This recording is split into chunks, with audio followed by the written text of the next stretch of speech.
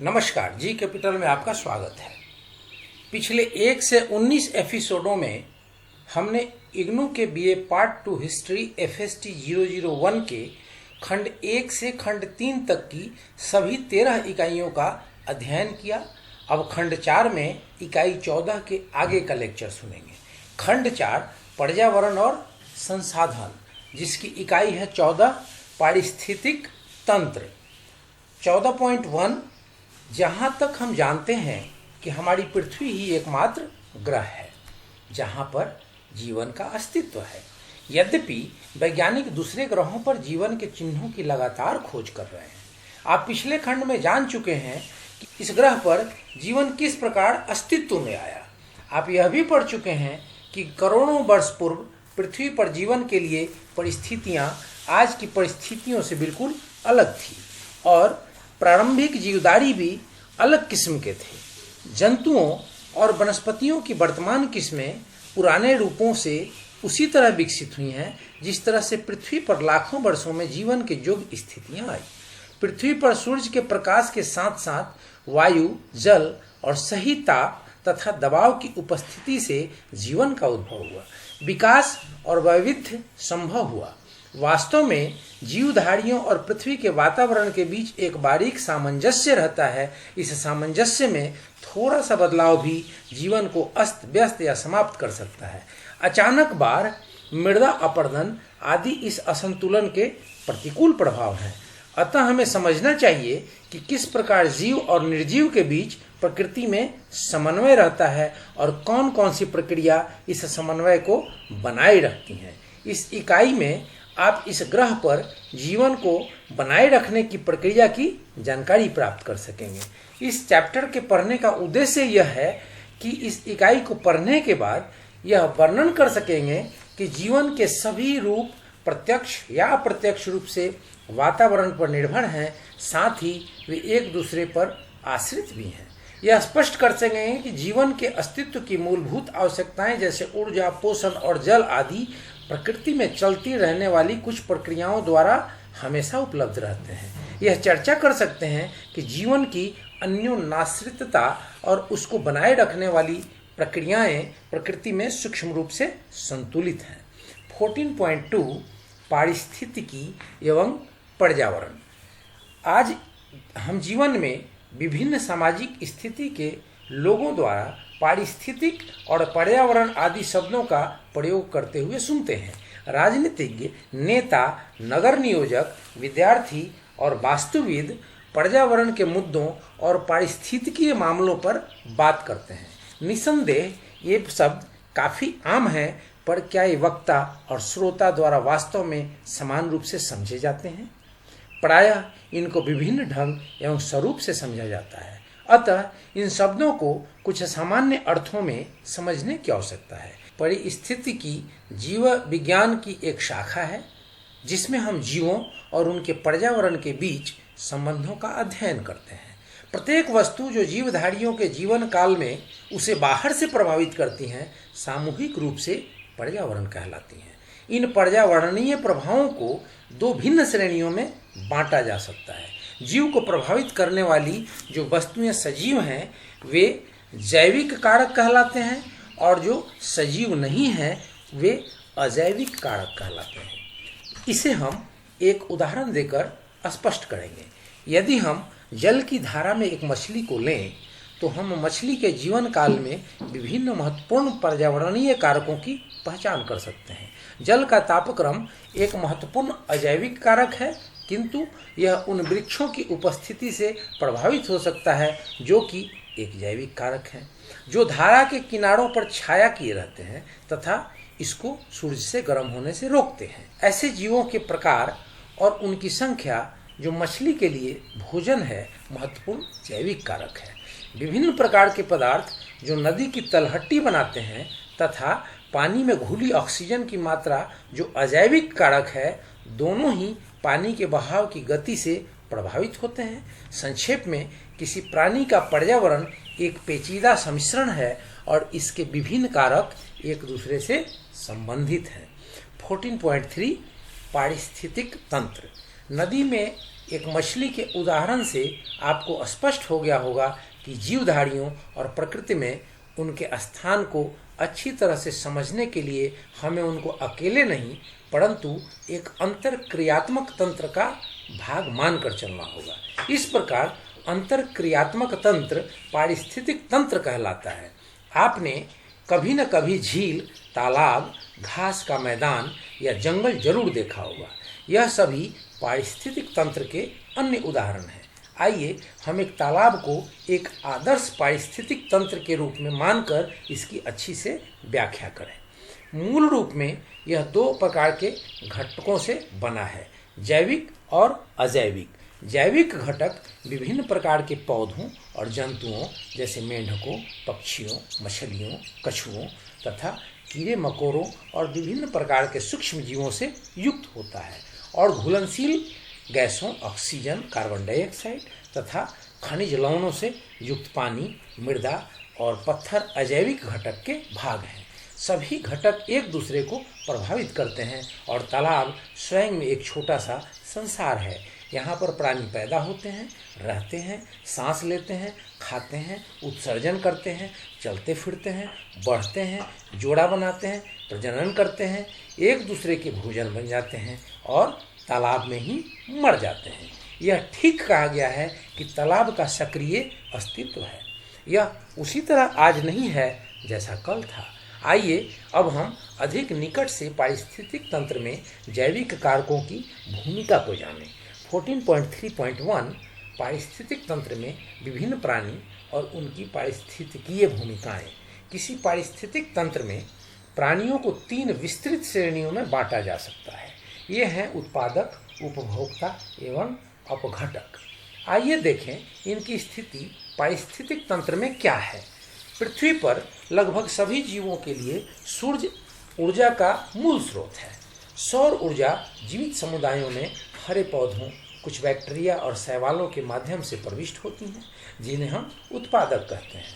प्रकाश संश्लेषण के समय हरे पौधे सौर ऊर्जा का प्रयोग 2 साधारण अल्प ऊर्जा तत्वों कार्बन डाइऑक्साइड और जल को अधिक जटिल तत्वों जैसे कार्बोहाइड्रेट में बदलने में करते हैं, जिसे हम भोजन कहते हैं। प्रकाश संश्लेषण में सह उत्पाद के रूप में ऑक्सीजन उत्पन्न होती है। प्रकाश संश्लेषण को जारी रखने के लिए तथा भोजन बनाने के लिए हरे पौधों को केवल सूर्य प्रकाश, जल और कार्बन डाइऑक्साइड की ही जरूरत नहीं होती, बल्कि खनिज लवणों की भी थोड़ी मात्रा में जरूरत होती है, जैसे कैल्शियम, पोटेशियम तथा मैग्नीशियम, जो पानी में तैरते पौधों के चारों ओर तथा मृदा जल में पौधों की चारों ओर घुले रहते हैं। प्रकाश संश्लेषण कार्बन डाइऑक्साइड, जल, सौर ऊर्जा, खनिज लवण इत्यादि मिलकर बनाते हैं भोजन और ऑक्सीजन को। प्रकाश संश्लेषण द्वारा निर्मित भोजन बाद में पौधा स्वयं ही ऊर्जा के लिए प्रयोग कर सकता है या इस पौधे का उपयोग करने वाली प्राणी द्वारा प्रयोग किया जाता है। श्वसन की क्रिया द्वारा भोजन का प्रयोग ऊर्जा उत्पन्न करने के लिए होता है। श्वसन में ऑक्सीजन की आवश्यकता होती है और इसमें 3 चीज़ें उत्पन्न होती हैं। ऊर्जा, जिसका कुछ भाग कार्य के लिए आवश्यक है, शेष जो प्रयोग में नहीं आती ऊष्मा के रूप में बाहर निकाल दी जाती है। कार्बन डाइऑक्साइड और जल ये प्रकाश संश्लेषण के मूल तत्व हैं। भोजन और ऑक्सीजन बनाते हैं कार्बन डाइऑक्साइड, जल और ऊर्जा को। भोजन शरीर के लिए केवल ऊर्जा का ही स्रोत नहीं है, अपितु प्राणियों के शरीर के निर्माण करने वाले तत्वों का भी स्रोत है। इस प्रकार हम देखते हैं कि प्रकाश संश्लेषण के दौरान पोषक तत्व और ऊर्जा एक रूप होकर भोजन बनाते हैं। यह भोजन एक पारिस्थितिक तंत्र में हरे पौधों से दूसरे प्राणियों द्वारा प्राप्त किया जा सकता है। जैसा कि आप जान चुके हैं कि हरे पौधे उत्पादक कहलाते हैं क्योंकि वे अपना भोजन स्वयं बनाते हैं। पौधे जीते हैं और मरते हैं, वे प्राणियों द्वारा खाए जा सकते हैं। अंततः यह प्राणी भी मर जाते हैं। कुछ दूसरे प्राणी अपघटक भी हैं जो मृत पौधों और प्राणियों को अपने अस्तित्व के लिए अपघटित करते हैं। इस प्रक्रिया में वे पोषक तत्वों को मूल रूप में बदल देते हैं। अपघटकों के अंतर्गत बैक्टीरिया, फफूंद तथा कीड़े मकोड़े आते हैं। उत्पादक एवं अपघटक के अतिरिक्त एक दूसरी कोटि के भी प्राणी हैं जिन्हें उपभोक्ता कहते हैं। ये प्राणी अपना भोजन नहीं बना सकते और वे प्रत्यक्ष या अप्रत्यक्ष ढंग से उत्पादक पर ऊर्जा और पोषक तत्व के लिए निर्भर होते हैं। उपभोक्ता के अंतर्गत शाकाहारी वे प्राणी जिनका भोजन पौधे हैं, मांसाहारी ऐसे प्राणी जो अन्य प्राणियों को खाते हैं, सर्वभक्षी वे प्राणी जो पौधों तथा अन्य प्राणियों दोनों को खाते हैं आते हैं। हरिण, बतख, बकरी, गाय और स्वेच्छा से शाकाहारी मानव शाकाहारी वर्ग के हैं। भेड़िया, चीता, बिल्ली, ड्रैगन फ्लाई तथा उकाब मांसाहारी हैं। चूहा और अधिकांश मानव जाति सर्वभक्षी वर्ग के उदाहरण हैं। 14.3.2 आहार श्रृंखला। जैसा कि आप पहले भाग 14.3.1 में पढ़ चुके हैं कि प्राणी एक दूसरे का भोजन बनकर एक दूसरे से संबंधित रहते हैं। प्राणियों के एक दूसरे को खाने के इस सिलसिले को आहार श्रृंखला कहते हैं। आहार श्रृंखला में श्रृंखलाएं या पद होते हैं जिन्हें पोषण स्तर कहते हैं। आहार श्रृंखला में पोषण स्तर से अभिप्राय है कि प्राणी आहार श्रृंखला में पौधों से कितनी दूर है। हरे पौधे या उत्पादक प्रथम पोषण स्तर बनाते हैं। द्वितीय पोषण स्तर शाकाहारी जानवरों का होता है और उच्च पोषण स्तर सर्वभक्षी प्राणियों से बनता है। एक दूसरी महत्वपूर्ण बात जिसे हम यहाँ स्पष्ट करना चाहते हैं कि वह यह है कि कोई प्राणी किसी एक पोषण स्तर में सदैव नहीं रह सकता। मनुष्य का ही उदाहरण ले लीजिए जो सर्वभक्षी है। तात्पर्य यह है कि वह शाकाहारी और मांसाहारी है, अतः वह अद्वितीय तथा तृतीय पोषण स्तर से संबंधित रहता है। 14.3.3 आहार जाल। एक पारिस्थितिक तंत्र में बहुत सारी आहार श्रृंखलाएं होती हैं। कुछ प्राणी एक से अधिक आहार श्रृंखलाओं से एक ही समय में संबंधित होते हैं, अतः कई आहार श्रृंखला आहार जाल में गुथी रहती है जो बहुत जटिल भी हो सकता है। प्रायः आहार जाल शब्द का प्रयोग किसी भी पारिस्थितिक तंत्र में वास्तविक खाद्य संबंधों की अधिक सही ढंग से व्याख्या करने के लिए किया जाता है। किसी जंगल में यदि हिरणों की संख्या कम हो जाए या किसी बीमारी अथवा प्राकृतिक आपदा से नष्ट हो जाए तो आखेट जीवी जैसे कि शेर किसी दूसरे जंतु जैसे लोमड़ी, भेड़िए, सारस आदि को खाकर तब तक जीवित रह सकता है जब तक कि उसका वास्तविक शिकार फिर से उपलब्ध न हो जाए। संक्षेप में हम कह सकते हैं कि कई परस्पर संबंधित आहार श्रृंखलाएं किसी प्राणी को उसके परिवेश में होने वाले छोटे बड़े प्रतिघातों या अवराधों और परिवर्तनों को सहकर जीवित रहने की क्षमता प्रदान करती हैं। परस्पर संबंधित आहार श्रृंखला पारिस्थितिक तंत्र को स्थिरता प्रदान करती हैं। 14.3.4 पारिस्थितिक तंत्र में ऊर्जा का प्रवाह। किसी भी पारिस्थितिक तंत्र के लिए ऊर्जा का प्रधान स्रोत सूर्य का प्रकाश है। पिछले भाग में आप पढ़ चुके हैं कि सौर ऊर्जा पौधे द्वारा भोजन सामग्री में बदल दी जाती है और पौधे में एकत्र हो जाती है। सभी भोज्य पदार्थ जिसे हम या दूसरे जानवर खाते हैं प्रत्यक्ष या अप्रत्यक्ष रूप से पौधों द्वारा बनाए जाते हैं। आप अपने नाश्ते के विषय में सोचिए। रोटी अनाज से बनाई जाती है जो पौधों से उत्पन्न होता है। अंडा मुर्गी से प्राप्त होती है जो पौधों को खाती है और गाय दूध से प्राप्त होता है जो घास या पौधों से प्राप्त चारा खाती है। संक्षेप में हम लकड़ी जलाकर या भोजन के रूप में पौधों को खाकर जो ऊर्जा प्रदान करते हैं वो पौधों द्वारा एकत्र सौर ऊर्जा का ही रूप है। मानव सौर ऊर्जा के संग्रहित स्रोत पर निर्भर करता है। जब हम मांस खाते हैं तो हम कई वर्षों से पौधों द्वारा इकट्ठी की गई ऊर्जा का ही सेवन करते हैं जो किसी भी जानवर जैसे बकरी ने चढ़कर जमा की थी।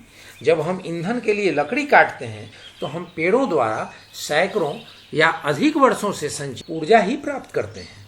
जब हम कोयला या पेट्रोलियम जलाते हैं तो लाखों वर्षों में पौधों द्वारा संग्रहित सौर ऊर्जा प्राप्त करते हैं। 14.4 पारिस्थितिक तंत्र में पदार्थों का चक्र। जीवित प्राणियों को अपेक्षाकृत 4 पोषक तत्वों कार्बन, नाइट्रोजन, ऑक्सीजन, हाइड्रोजन की अधिक मात्रा में आवश्यकता पड़ती है। उन्हें फास्फोरस और गंधक की भी आवश्यकता पड़ती है। ये तत्व हमारे वातावरण में निश्चित मात्रा में उपस्थित हैं, इसलिए जीवन बनाए रखने के लिए इनका पुनः चक्रीकरण होते रहना जरूरी है। जैविक से अजैविक घटकों की ओर और विपरीत क्रम में इन तत्वों का प्रवाह प्रभावी ढंग से होते रहना आवश्यक है। हम इसे एक उदाहरण द्वारा समझ सकते हैं। पौधे भोजन निर्माण के लिए कार्बन डाइऑक्साइड के रूप में कार्बन ग्रहण करते हैं। शाकाहारियों के भोजन के साथ ही यह कार्बन उनके शरीर में, फिर आगे मांसाहारियों में, और इस प्रकार और आगे भी पहुंच जाता है।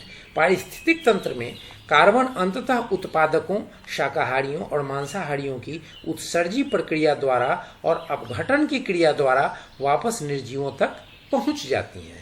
इस प्रकार की चक्रीय प्रक्रिया से यह पोषक सजीवों द्वारा बार बार प्रयोग किए जाते हैं। पारिस्थितिक तंत्र की प्रणाली में इस स्वरूप को तात्विक प्रवाह कहते हैं। ऊर्जा प्रवाह, जो कि एक तरफा प्रक्रिया है, के विपरीत खनिजीय पोषक तत्व चक्रीय क्रम में प्रवाहित होते हैं। आगे के भागों में आप नाइट्रोजन, कार्बन और जल के चक्रों का अध्ययन करेंगे। यह विभिन्न जैविक और अजैविक घटकों की जटिलता को प्रदर्शित करेगा। 14.4.1 नाइट्रोजन चक्र। नाइट्रोजन विभिन्न कार्बनिक पदार्थों, विशेषकर प्रोटीन और न्यूक्लीय अम्लों का मुख्य भाग है। यह वातावरण का भी अधिकांश भाग 79% बनाता है। वास्तव में वातावरण नाइट्रोजन का प्रमुख संग्राहक है, जिसमें यह गैसीय रूप से उपस्थित है, जो कि पौधों और जंतुओं द्वारा सीधे प्रयोग में नहीं लाया जा सकता है। मृदा में नाइट्रेट और अमोनियम साल्ट की महत्वपूर्ण भूमिका होती है, क्योंकि पौधे उनसे नाइट्रोजन प्राप्त करके प्रोटीन बनाते हैं, जिससे सभी जीव अपने लिए प्रोटीन प्राप्त करते हैं। मृदा में नाइट्रेट और अमोनियम की मात्रा किसी निश्चित समय में सीमित होती है। नाइट्रोजन की आपूर्ति का नवीनीकरण सतत रूप में नहीं होता रहता तो उसकी आपूर्ति बहुत जल्द ही बंद हो जाएगी। यह प्रक्रियाएं क्या हैं जिससे नाइट्रोजन चक्र हमेशा चलता रहता है? अब हम संक्षेप में इन प्रक्रियाओं की प्रकृति के बारे में अध्ययन करेंगे। 1. बादल गरजने के समय वायुमंडल की कुछ ऑक्सीजन और नाइट्रोजन बिजली की करक के तेज तापक्रम में नाइट्रोजन के ऑक्साइड में बदल जाते हैं। नाइट्रोजन ऑक्साइड वर्षा के पानी में घुलकर जमीन में पहुंचती है और वहां नाइट्रेट में बदल जाती है। यह नाइट्रेट पौधों द्वारा ग्रहण किया जाता है। कुछ सूक्ष्म जीवाणु वातावरण की नाइट्रोजन का प्रयोग कर सकते हैं और उससे नाइट्रेट बना सकते हैं। इन्हें नाइट्रोजन ग्राही जीवाणु कहते हैं। इनमें से कुछ जीवाणु मिट्टी में स्वतंत्र रूप से पाए जाते हैं और कुछ विशेष पौधों की जड़ों की छोटी गांठों में पाए जाते हैं। निश्चित रूप से आप सेम, मूंगफलियों, मटर, तिपतिया और अल्फा अल्फा आदि से परिचित होंगे, जिनकी जड़ों की गांठों में यह जीवाणु पाए जाते हैं। किसान इन पौधों, जिनकी जड़ों की गांठें नोड्यूल में नाइट्रोजन जीवाणु होते हैं, को पहले चारे के रूप में प्रयोग कर उसके बाद उनकी मिट्टी में जुताई करते हैं ताकि मृदा में नाइट्रेट की मात्रा बढ़ जाए। जीवाणुओं द्वारा नाइट्रोजन को स्थिरीकरण करके ऐसे रूप में लाना जिसे पौधे शोषित कर सकें और जो पौधों के नाइट्रोजन आवश्यकता की दर से कम है। ऐसी स्थिति में नाइट्रोजन की आपूर्ति मृदा में नाइट्रोजन युक्त उर्वरकों को डालकर की जाती है। पौधों द्वारा नाइट्रोजन नाइट्रेट के रूप में ग्रहण कर ली जाती है और एमिनो एसिड में बदल दी जाती है, जो प्रोटीन निर्माण के आधार स्तंभ है। 5. नाइट्रोजन पौधों द्वारा आहार जाल में प्रवेश करती है और इन पौधों को खाने वाले जानवरों तक पहुंचती है। 6. नाइट्रोजन अंततः निम्नलिखित ढंग से वापस मृदा में लौट आती है। 1. उत्सर्जन के समय नाइट्रोजन का अपशिष्ट उत्पाद विभिन्न अमोनियम यौगिकों के रूप में मृदा और जल में वापस आ जाता है। 2 और 3. पौधों और जंतुओं में एकत्र नाइट्रोजन, जिनकी मृत्यु व सड़ने के बाद जीवाणु और फफूंदों द्वारा मृदा में पहुंचा दी जाती है। 7. मृदा में नाइट्रोजन यौगिक जीवाणुओं के क्रियाशील होने पर अमोनियम यौगिकों में बदल जाते हैं और उसके बाद नाइट्रेट में परिवर्तित हो जाते हैं। कुछ मृदा में, विशिष्ट रूप से दलदल में, नदी के मुहानों पर, झीलों और समुद्र तलीय भागों में कुछ विनाइट्री कारक जीवाणु नाइट्रोजन स्थिरीकरण के विपरीत यौगिकों को पुनः नाइट्रोजन में परिवर्तित कर देते हैं। यह नाइट्रेट में नाइट्रोजन को पुनः वातावरण में मुक्त कर देते हैं। ज्वालामुखी नाइट्रोजन का एक महत्वपूर्ण स्रोत है। ये शताब्दियों से थोड़ी थोड़ी मात्रा में नाइट्रोजन छोड़ते रहते हैं। इस प्रकार ये वातावरण की नाइट्रोजन के भंडारण में महत्वपूर्ण योगदान देते हैं। नाइट्रोजन चक्र में अनुचित हस्तक्षेप, मानवीय दखल नाइट्रोजन चक्र में बाधा पहुंचा सकता है। आइए देखें कैसे। जब हम फसलें बोते हैं और काटते हैं तो मृदा से नाइट्रोजन कम होती जाती है, क्योंकि यह पौधों के विकास में खर्च हो जाती है। उसी तरह इमारती लकड़ी के पेड़ काटने से हमारे वन के पारिस्थितिक तंत्र से बड़ी मात्रा में नाइट्रोजन निकल जाती है। आप कह सकते हैं कि हम अपने खेतों में व्यावसायिक उर्वरकों का प्रयोग करके या बड़े पैमाने पर नाइट्रोजन युक्त पौधों की खेती करके नाइट्रोजन की हानि की पूर्ति कर सकते हैं। हाँ, आप ठीक सोचते हैं, पर ऐसा तभी हो सकता है जब तक ठीक मात्रा में उपयुक्त उर्वरकों का प्रयोग होता है। पर अधिक मात्रा में उर्वरकों या नाइट्रेटों का प्रयोग मृदा और भूजल में नाइट्रोजन की मात्रा में प्रचुरता और झीलों, नदियों के जल में पोषकों की मात्रा में वृद्धि हो जाती है। वाहन और औद्योगिक अपशिष्ट पदार्थ नाइट्रोजन ऑक्साइडों की मात्रा को काफ़ी बढ़ा देते हैं। खासकर नाइट्रोजन डाइऑक्साइड तो खतरनाक सीमा तक बढ़ जाती है। नाइट्रोजन डाइऑक्साइड वातावरण में नमी के साथ तनु नाइट्रिक अम्ल बना लेती है, जो वर्षा के दौरान मिट्टी में और अंततः जल स्तर तक पहुंच जाती है। नदियों, झीलों आदि में पोषक तत्वों की वृद्धि का, वातावरण में नाइट्रोजन ऑक्साइडों की उपस्थिति और नाइट्रिक अम्ल का बनना और मृदा में मिलना, इन सब का क्या परिणाम होता है, इसका अध्ययन हम इस खंड के इकाई 16 में करेंगे। 14.4.2 कार्बन चक्र। हमने देखा कि कार्बन कार्बनिक पदार्थों का आधारभूत तत्व है और यह प्रकाश संश्लेषण की प्रक्रिया द्वारा पारिस्थितिक तंत्र में प्रवेश करता है। कार्बन वातावरण में कार्बन डाइऑक्साइड के रूप में उपस्थित है। वातावरण में कार्बन डाइऑक्साइड की मात्रा 0.03 से 0.04% होती है। समुद्र के जल में भी कार्बन डाइऑक्साइड घुली रहती है। कार्बन से संबंधित चक्रीय प्रक्रिया की जानकारी के लिए आपको चक्र के 12 आधारभूत पदों को पढ़ने की सलाह दी जाती है। 1. आप पहले अध्ययन कर चुके हैं कि कार्बन डाइऑक्साइड आहार जाल में पौधों के माध्यम से भाग 14.3.1 प्रकाश संश्लेषण की प्रक्रिया द्वारा पहुंचती है। 2. उसी भाग 14.3.1 में आप अध्ययन कर चुके हैं कि कुछ कार्बन डाइऑक्साइड पौधों द्वारा कार्बनिक अणुओं में बदल दी जाती हैं और श्वसन तथा वातावरण में वापस आ जाती हैं। 3. कार्बन का कुछ अंश पौधे में समाविष्ट हो जाता है, जो बाद में शाकाहारी को मिल जाता है। 4. शाकाहारी श्वसन के दौरान हवा में कार्बन डाइऑक्साइड छोड़ते हैं। 5. कार्बन डाइऑक्साइड वातावरण में पौधों और जंतुओं के मृत शरीर के सड़ने के बाद वापस आ जाती है। 6. जीवाश्मीय ईंधन का निर्माण जैसे कोयला, तेल, गैसें कार्बन चक्र का भाग है। जहाँ कार्बन लाखों वर्ष तक जमीन के अंदर पड़ा रहता है, जीवाश्मीय ईंधन प्राचीन पेड़, पौधों और जंतुओं के अवशेष हैं जो लाखों वर्षों तक जमीन के अंदर उच्च ताप और दाब में पड़े रहे। मनुष्य लकड़ी, पीट, कोयला, पेट्रोलियम का उपयोग यातायात के साधनों तथा मोटर कार, हवाई जहाज़ों में, उद्योगों में, खाना पकाने और अन्य बहुत से कामों में ऊर्जा के साधनों के रूप में कर रहा है। जीवाश्मीय ईंधन के ऊर्जा युक्त पदार्थ इस्तेमाल करते समय आपको यह नहीं भूलना चाहिए कि यह प्रागैतिहासिक कालीन सौर ऊर्जा है, जो इन साधनों में रासायनिक रूप में जमा होती रहती है, क्योंकि समुद्र की सतह हवा के सीधे संपर्क में होती है।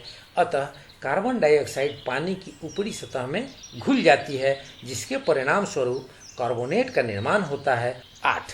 जो पौधे समुद्री जल के भीतर उगते हैं वे वातावरण से कार्बन डाइऑक्साइड प्राप्त नहीं कर सकते, अतः वे प्रकाश संश्लेषण के लिए पानी में घुले कार्बोनेट को कार्बन डाइऑक्साइड के स्रोत के रूप में उपयोग करते हैं।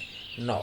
जलीय पौधों द्वारा बना भोजन जलीय आहार श्रृंखला का हिस्सा बनता है। उदाहरण के रूप में जब मछली जलीय पौधों का भोजन करती है तो यह कार्बन पौधों द्वारा मछली तक पहुंच जाता है और अंततः अन्य जंतुओं में जो मछली का भोजन कर लेते हैं। 10.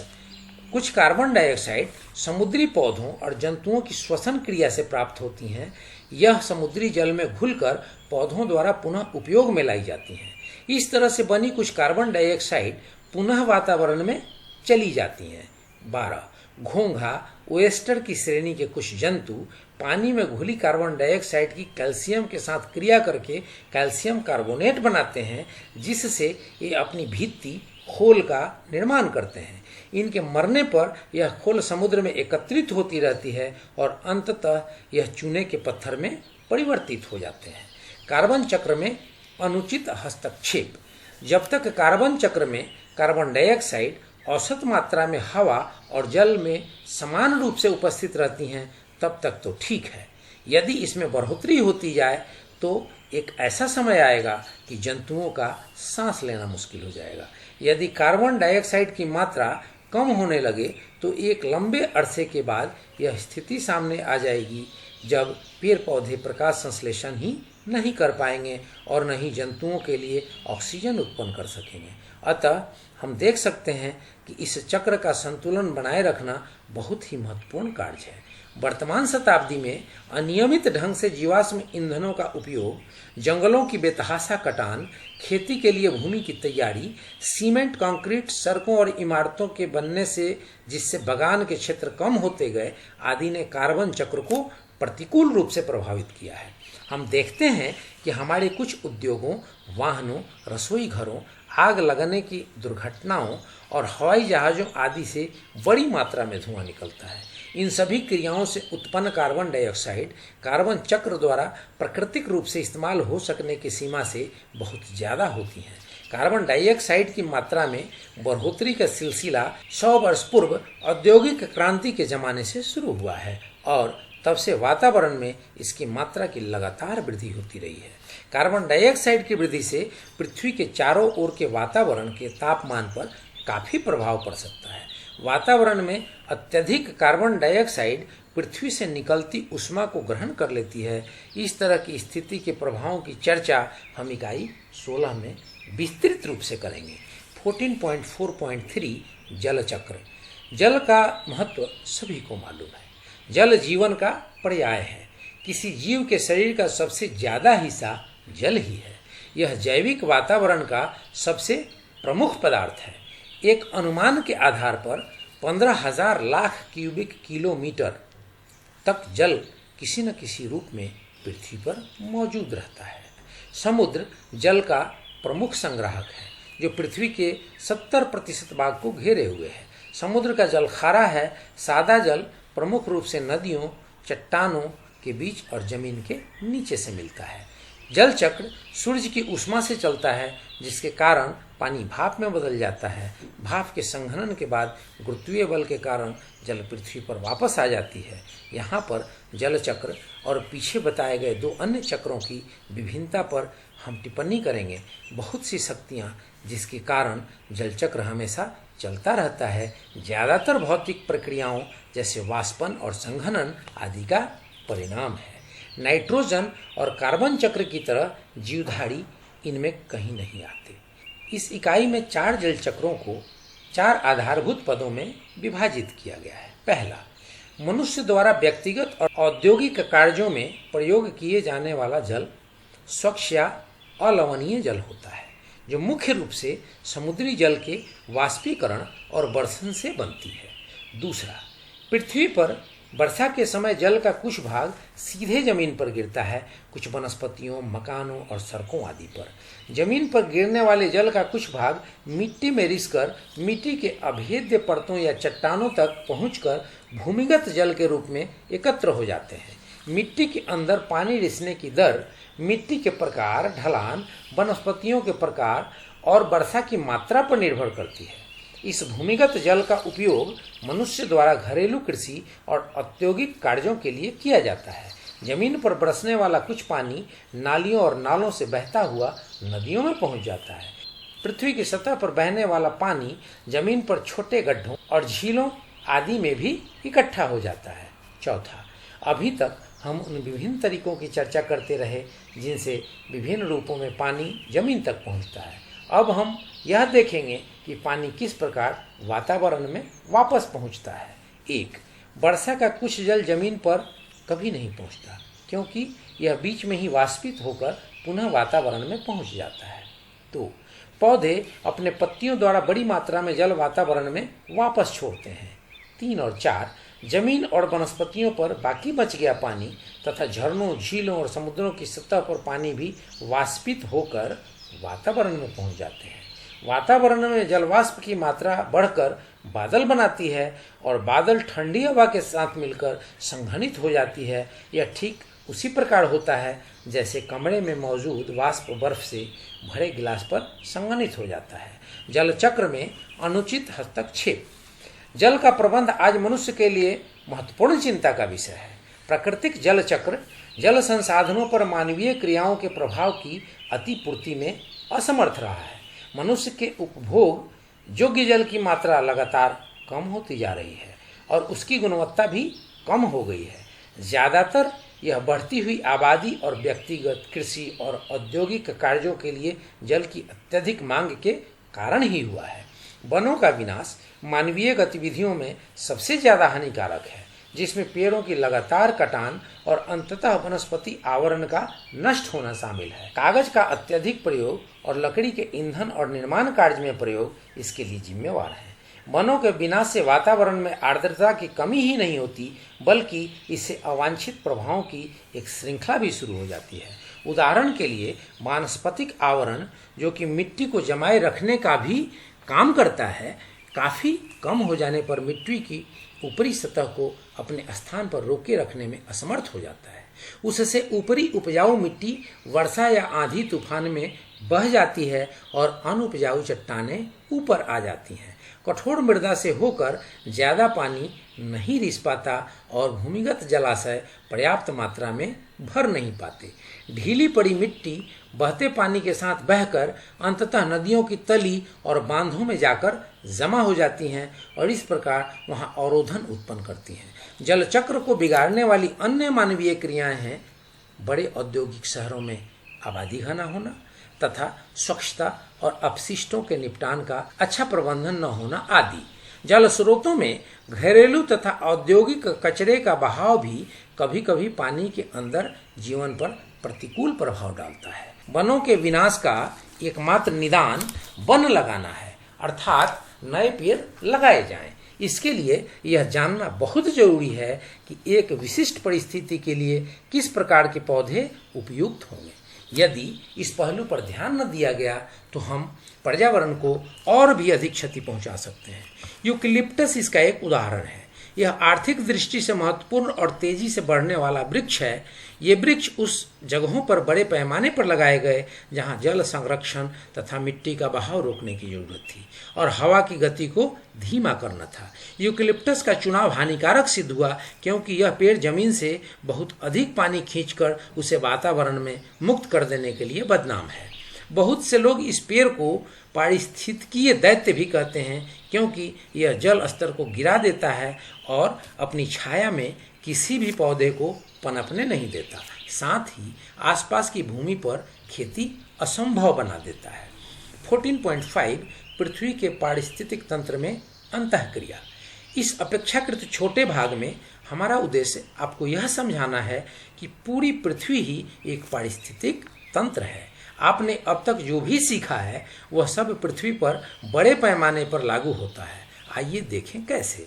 अब तक आपने देखा कि जीवधारियों में परस्पर एक दूसरे से और उनके पर्यावरण से क्रिया प्रतिक्रियाओं का कोई ओर छोर नहीं मिलता।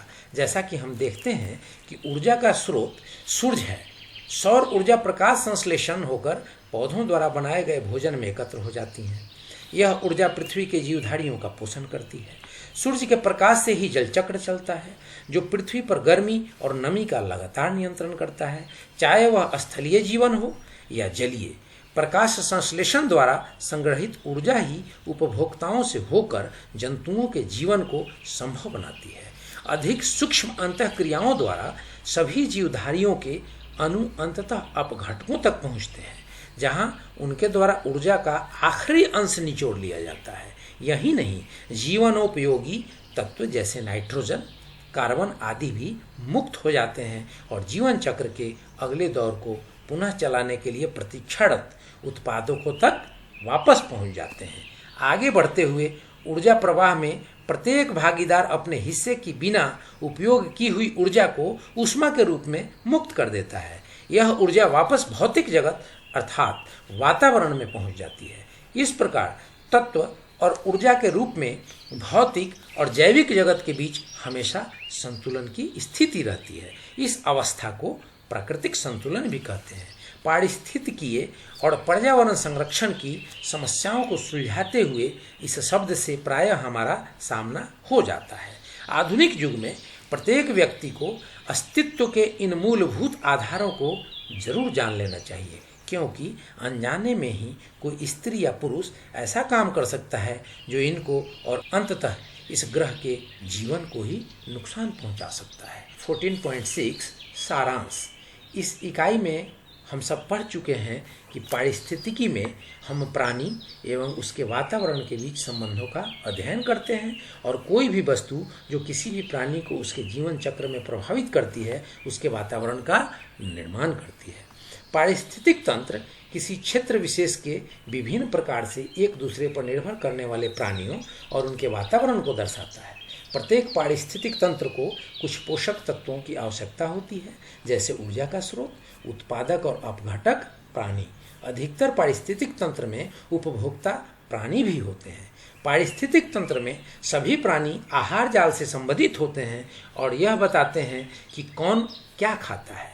ऊर्जा और पोषक तत्वों का जीव जगत में प्रवेश उसी समय हो जाता है जब उत्पादक भोजन बनाते हैं। प्रायः संपूर्ण ऊर्जा जो जीव जगत में प्रवेश करती है सूर्य प्रकाश द्वारा आती है, जो हरे पौधों द्वारा प्रकाश संश्लेषण के दौरान ग्रहण की जाती है। यह ऊर्जा पौधों, उपभोक्ताओं और अपघटकों के विभिन्न गतिविधियों द्वारा मुक्त की जाती है। अपघटकों द्वारा मृत शरीर एवं जानवरों के अवशिष्ट ऊर्जा के स्रोत के रूप में इस्तेमाल होते हैं, जो पोषक तत्वों को सरल रूप में मुक्त करती हैं, जिसे पौधे प्रयोग करते हैं। पारिस्थितिक तंत्र से ऊर्जा का प्रवाह आवश्यक रूप से एक तरफा होने के बावजूद पोषक तत्व अनिश्चित ढंग से चक्रण कर सकते हैं। पृथ्वी पूर्ण रूप से एक पारिस्थितिक तंत्र है जहाँ पर जीवन के अस्तित्व का मौलिक सिद्धांत उतना ही अच्छी तरह लागू होता है जितना कि किसी लघु पारिस्थितिक तंत्र में। तो फ्रेंड्स, यहाँ पर ये जो हमारी इकाई 14 है वो पूरी की पूरी समाप्त हो जाती है। आप इसके बोध प्रश्नों को अपने नोटशीट में तैयार करें और बोध प्रश्नों को जब तैयार करें तो उसकी मदद के लिए इस वीडियो को सुनें, एक बार 2 बार सुनें, उसके बाद ही बोध प्रश्न बनाने की तैयारी करें। तो 2 बार जब पूरी वीडियो को आप ध्यान से सुनेंगे तो आपके लिए बोध प्रश्न को बनाना आसान हो जाएगा और इस प्रकार आपकी नोटशीट तैयार हो जाएगी, जिसका रिवीजन समय समय पर करते रहें, जो अगले एग्जाम में आपकी मदद करेगी।